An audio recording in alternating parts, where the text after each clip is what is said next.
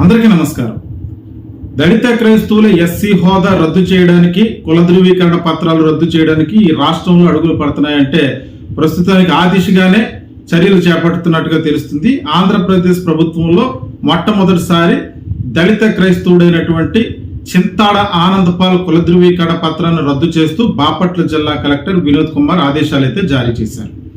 ఈ కేసుకు సంబంధించి మార్చి 24వ తారీఖు 2026న సుప్రీంకోర్టు దళిత క్రైస్తవులకు రక్షణ కల్పించలేము, దళితులకు సంబంధించిన షెడ్యూల్ కులాలకు సంబంధించినటువంటి వసతులు ఏవి కూడా దళిత క్రైస్తవులకు వర్తించవంటూ ఇచ్చినటువంటి తీర్పు నేపథ్యంలో చింతాడ ఆనందపాల్ ఎవరి మీద అయితే కేసు పెట్టాడో బాపట్ల జిల్లా పిట్టలవానిపాలెంకి సంబంధించి ఒక భూ తగాదాలో అక్కడ ఆయన కేసు పెట్టినటువంటి అక్కల రామిరెడ్డి అనేటువంటి వ్యక్తి చింతాడ ఆనందపాల్ 5 ఏళ్ల క్రితం పెట్టినటువంటి ఎస్సీ అట్రాసిటీ కేసును సవాల్ చేస్తూ హైకోర్టులో పాస్టర్ గా ఉండి ఇతను కేసు పెట్టాడు అంటూ దాన్ని హైకోర్టుకు ఆశ్రయించడం జరిగింది. దీనిపై విచారణ చేపట్టినటువంటి హైకోర్టు చింతాడ ఆనందపాల్ యొక్క ఎస్సీ అట్రాసిటీ కేసును కొట్టివేయడం జరిగింది. దీనిపై సుప్రీంకోర్టుకి ఆయన మళ్ళీ అప్పీల్కి వెళ్ళారు. సుప్రీంకోర్టు కూడా హైకోర్టు ఇచ్చినటువంటి తీర్పును సమర్థిస్తూ ఆ యొక్క హైకోర్టు తీర్పును సమర్థిస్తూ దళిత క్రైస్తవులకు ఎస్సీ హోదా కల్పించలేమని, చట్టాలు వర్తించమని తీర్పు ఇచ్చింది.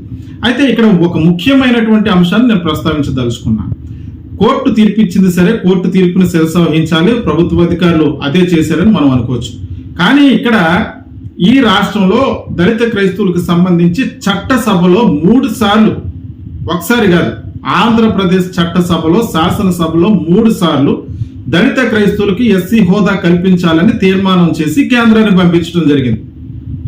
ఉమ్మడి ఆంధ్రప్రదేశ్ లో వైఎస్ రాజశేఖర రెడ్డి గారు ముఖ్యమంత్రిగా ఉన్నప్పుడు ఆగస్టు 25వ తేదీ 2009వ సంవత్సరంలో దళిత క్రైస్తవులకు ఎస్సీ హోదా కల్పించాలి, ఇతరగా సిక్కులు బౌద్ధులకు దళితులుగా ఉన్నటువంటి ఏ రకంగా మతం వారికి ఎస్సీ హోదా కల్పించాలో ఆ విధంగానే దళిత క్రైస్తవులు కూడా ఎస్సీ హోదా కల్పించాలి, 1950 ప్రెసిడెన్షియల్ ఆర్డర్ను మార్చాలి, దాన్ని సవరణ చేయాలంటూ తీర్మానం చేసి చట్టసభలో ఆంధ్రప్రదేశ్ శాసనసభలో తీర్మానం చేశారు.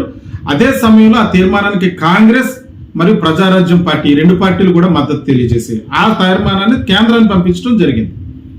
ఆ తర్వాత 2019లో నారా చంద్రబాబు నాయుడు గారు ముఖ్యమంత్రిగా ఉన్నప్పుడు కూడా 6వ తారీఖు ఫిబ్రవరి నెల 2019వ సంవత్సరంలో, ఆ సంవత్సరంలో కూడా చంద్రబాబు నాయుడు నేతృత్వంలో ఆంధ్రప్రదేశ్ శాసనసభలో 2వసారి తీర్మానం చేసి దళిత క్రైస్తవులకి ఎస్సీ హోదా కల్పించాలని చెప్పి ఆయన కూడా తీర్మానం చేసి కేంద్రాన్ని పంపించడం జరిగింది. తర్వాత 3వసారి వైఎస్ జగన్మోహన్ రెడ్డి గారు ముఖ్యమంత్రిగా ఉన్నప్పుడు మార్చి 24వ తారీఖు 2023వ సంవత్సరం అప్పుడు ఆయన కూడా తీర్మానం చేసి దళిత క్రైస్తవులకి ఎస్సీ హోదా కల్పించాలని చెప్పి తీర్మానం చేసి కేంద్రాన్ని పంపించడం జరిగింది. ఇప్పుడు ఒక చట్టసభలో చేసినటువంటి తీర్మానాలని ఇక్కడ పరిగణలో తీసుకోవాల్సింది లేదా అన్నదే ప్రధానమైనటువంటి ప్రశ్న. ఇప్పుడు చింతాడ ఆనందపాల్ విషయంలో ఆయన ఎవరో అక్కల రామిరెడ్డి అన్న ఆయన కోర్టుకు వెళ్లారు. దానికి సంబంధించి కోర్టు తీర్పిచ్చింది, 1950 ప్రెసిడెన్షియల్ దాని ప్రకారం కూడా తీర్పిచ్చింది. దాని కాదనను, తీర్పును గౌరవించవలసిందే. సుప్రీంకోర్టు కూడా తీర్పిచ్చింది. కానీ ఇక్కడ ప్రధానంగా చట్టసభల్లో చేసినటువంటి తీర్మానాలు న్యాయ పరిధిలోకి వస్తాయా రావా అన్నది ఒక ప్రధానమైనటువంటి ప్రశ్న. అదేవిధంగా ఆర్టికల్ 25 నుంచి 30 వరకు ఏదైతే మత స్వేచ్ఛకు సంబంధించినటువంటి రాజ్యాంగంలో పొందుపరచడమైనటువంటి హక్కులు ఉన్నాయో వాటిని కూడా రద్దు చేసి ఈ రకమైనటువంటి చర్యలు కూరుకోవాలా, ఈ రకమైనటువంటి ప్రశ్నలకు కూడా ఖచ్చితంగా సమాధానాలు చెప్పాలి. ఇప్పుడు చట్టసభలో తీర్మానం చేసినటువంటి అంశంపై కోర్టు తీర్పును అనుసరించి బాపట్ల జిల్లా కలెక్టర్ గారు ఆనందపాల్ ఎస్సీ సర్టిఫికెట్ అయితే రద్దు చేశారు. దీనికి సంబంధించి కోర్టు తీర్పు వచ్చిన తర్వాత అధికారులు చర్యలు తీసుకోలేదంటూ అఖిల రామిరెడ్డి మళ్ళీ హైకోర్టును ఆశ్రయించడంతో ప్రభుత్వాన్ని ఆదేశించిన నేపథ్యంలో కోర్టు యొక్క నిర్ణయాల ప్రకారం, కోర్టు యొక్క ఆదేశాల ప్రకారం ఈ నెల మే 1వ తారీఖున విచారణకు ఆదేశించారు జిల్లా కలెక్టర్, బాపట్ల జిల్లా కలెక్టర్. ఈ విచారణకు ఇరుపక్షాలను కూడా ఆయన పిలవటం జరిగింది. అక్కడ ఇద్దరు వాదనలు విన్నట్టు తర్వాత బాపట్ల జిల్లా కలెక్టర్ ఏం చేశారంటే 3వ తారీఖున చింతాడ ఆనందపాలకు మీ ఎస్సీ కుల ధృవీకరణ పత్రాన్ని ఎందుకు రద్దు చేయకూడదో లిఖిత పూర్వకంగా ఆధారాలు ఇవ్వండి, సంజయ్ ఇవ్వండి అంటూ ఆయనకు ఒక నోటీస్ అయితే ఇచ్చారు. దీనికి సంబంధించి ఈ నెల 19వ తారీఖున చింతాడ ఆనందపాల్ తను పూర్వం నుంచి కూడా, అంటే తాత ముత్తాతల నుంచి కూడా తాను ఇదే కులంలో ఉన్నానని, తన కులం మార్చడానికి వీలు లేదంటూ తన వద్ద ఉన్నటువంటి ఆధారాలతో 100 పేజీల ప్రతిని ఆయన తపాలా ద్వారా, అంటే పోస్టల్ ద్వారా అక్కడ బాపట్ల జిల్లా కలెక్టర్కి అయితే పోస్టల్ ద్వారా పంపించడం అయితే జరిగింది. వీటన్నిటి నేపథ్యంలో నిన్న బాపట్ల జిల్లా కలెక్టర్ దీని మీద ఆగమేఘాలుగా దాన్ని దర్యాప్తు చేసి చింతాడ అనంతపాల్ కుల ధృవీకరణ పత్రం ఎస్సీ కుల ధృవీకరణ పత్రాన్ని అయితే రద్దు చేసినట్టు తెలియజేశారు, ఆదేశాలు ఇచ్చారు. దీనికి సంబంధించి గెజిట్ లో నోటిఫికేషన్ సోమవారం విడుదల చేయనట్టు తెలుస్తుంది. అయితే ఇక్కడ ముఖ్యంగా మాట్లాడుకోవాల్సింది దళిత క్రైస్తవులకి ఎస్సీ హోదా రద్దు చేయాలని ఒక సుప్రీంకోర్టు ఇచ్చిన ఆర్డర్ను బట్టి మొత్తం రాష్ట్రంలో ఉన్నటువంటి దళిత క్రైస్తవుల యొక్క అందరి యొక్క కుల ధృవీకరణ పత్రాలు రద్దు చేయడం ఒక ఎత్తు అయితే, దీనికి సంబంధించి రఘురామకృష్ణరాజు లాంటి మతోన్మాదుడు నిన్నటికి నిన్న ఆగమేఘాల మీద ప్రెస్ మీట్ పెట్టి ఆయన చెప్తున్నాడు, చాలా సంబరంగా చెప్తున్నాడు. ఏంటంటే దళిత క్రైస్తవుల యొక్క చింతాడ ఆనందపాల్ కుల ధృవీకరణ పత్రం రద్దు అయిపోయింది, ఇప్పుడు ఏం చేస్తారు, మీరు వస్తే గర్వ ఆపేసి వెనక్కి రావాలి, లేదా తెలుగు వీరలేవరని నేను ఒక ఫారం స్టార్ట్ చేశాను, హిందువులుగా ఉన్నటువంటి దళిత సోదరులందరూ కూడా నా దగ్గరికి రండి, మేము పోరాటం చేద్దాం అంటూ ఆహ్వానం పలుకుతున్నాడు. అంటే ఇక్కడ రఘురామకృష్ణరాజుని ఒకటే ప్రశ్నించదలుచుకున్నాను, మీకు నిజంగా దళిత హిందువుల పట్ల చిత్తశుద్ధి ఉన్నట్లయితే, మీకు నిజంగా చిత్తశుద్ధి ఉంటే మీ ఇంటికి దళిత హిందువులు తీసుకుని వెళ్ళి అక్కడ మీరు పూజ చేసుకునే గుడిలోకి వాళ్ళందరినీ తీసుకువచ్చి మీ కుటుంబ సభ్యులందరినీ నిలబెట్టి అక్కడ దళిత హిందువులుగా ఉన్నటువంటి వ్యక్తులను ఆ గుడిలో మీరు ఏదైతే ఇంట్లో గుడి చేసుకుంటారో ఒక పూజ గది ఉంటుంది కదా, ఆ పూజలో వాళ్ళతో పూజ చేయించుకుని వాళ్ళ చేతులతో ప్రసాదం తిని హిందూ దళితుల పట్ల హిందూ మతం పట్ల మీకు ఉన్నటువంటి చిత్తశుద్ధి నిరూపించుకోగలరా?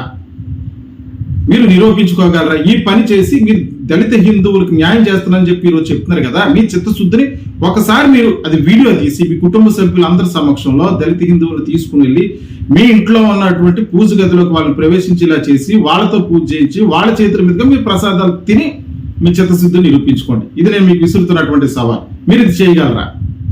మరి హిందూ దళితుల కోసం మీరు పోరాడుతున్నారని చెప్తున్నారు కదా, క్రైస్తవులు రేపు పొద్దున సమాధుల మీద సిలువలు పెడితే కుదరదని చెప్తున్నారు. అసలు మీకు ఏం సంబంధం? ఇప్పుడు కోర్టు ఆర్డర్ ఇస్తే అది గవర్నమెంట్ చూసుకుంటుంది, మీకు సంబంధం ఏంటి? దళిత క్రైస్తవులు సిలువలు పెట్టుకోవాలా సమాధుల మీద, లేకపోతే ఏం చేయాలని మీకు సంబంధం ఏంటి? మీరెవరు?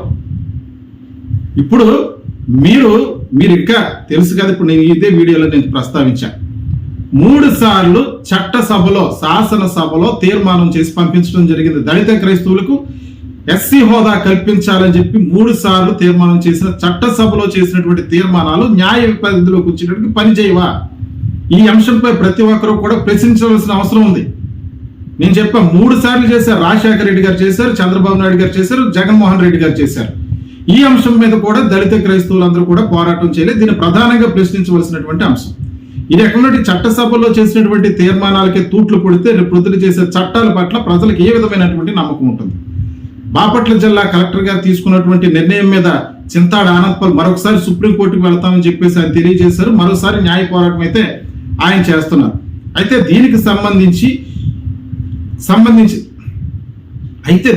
సంబంధించినటువంటి న్యూస్ ని చాలా స్పీడ్ గా క్రైస్తవులకు వ్యతిరేక భావాలతో పనిచేసేటువంటి కొన్ని ఛానల్స్ చాలా స్పీడ్ గా అయితే దీన్ని స్ప్రెడ్ చేశాయి.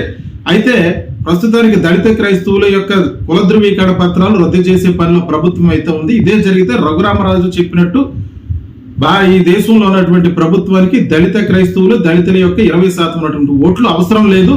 కాబట్టి ఆ దిశగానే మనం ఈ ప్రభుత్వాన్ని ప్రశ్నించే దిశగా ముందుకు వెళ్ళాలని మరిన్ని వివరాలతో మళ్ళీ మీ ముందుకు వస్తాను. అంతవరకు సెలవు.